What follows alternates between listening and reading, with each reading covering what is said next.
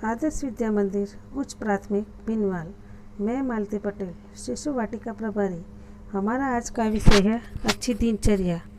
प्रणाम भैया बहन। अच्छी दिनचर्या कैसे होती है वो हम चित्र के माध्यम से पढ़ेंगे। ये पहला चित्र है जिसमें भैया सोकर उठा है, तो हमें भी ये सुबह जल्दी उठना चाहिए और ये आदत बहुत ही अच्छी होती है। हमारा दिन भी बहुत अच्छा जाता है। दूसरा चित्र है जिसमें भैया ब्रश कर रहा है।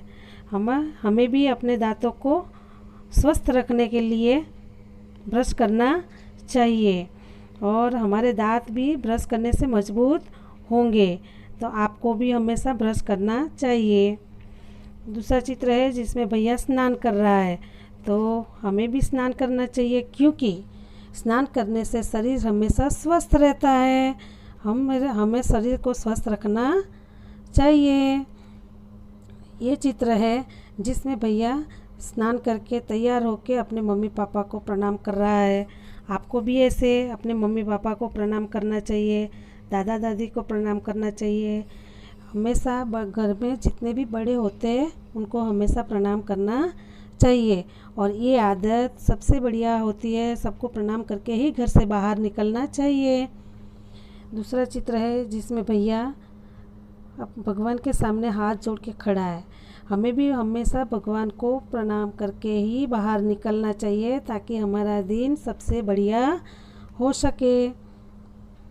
दूसरा चित्र है जिसमें भैया गणवेश पहन के विद्यालय जाने के लिए तैयार हो गया है, तो हमें भी ऐसे गणवेश ही पहन के विद्यालय जाना चाहिए।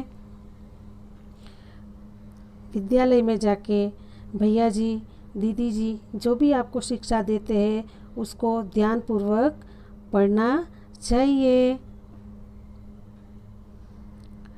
दूसरा चित्र है जिसमें भैया विद्यालय से आके घर पे अपन खाना खा रहा है और खाना खाने से हमारे शरीर में ताकत आती है और खाना भी हमें सब्जी और रोटी ही खानी चाहिए। ये दूसरा चित्र है जिसमें भैया बाहर खेलने के लिए गया है अपने दोस्तों के साथ में, और खेल भी शरीर के लिए बहुत ज़रूरी होता है, इसलिए बाहर जाके थोड़ा बहुत खेलना भी चाहिए। अब ये दूसरा चित्र है जिसमें भैया एक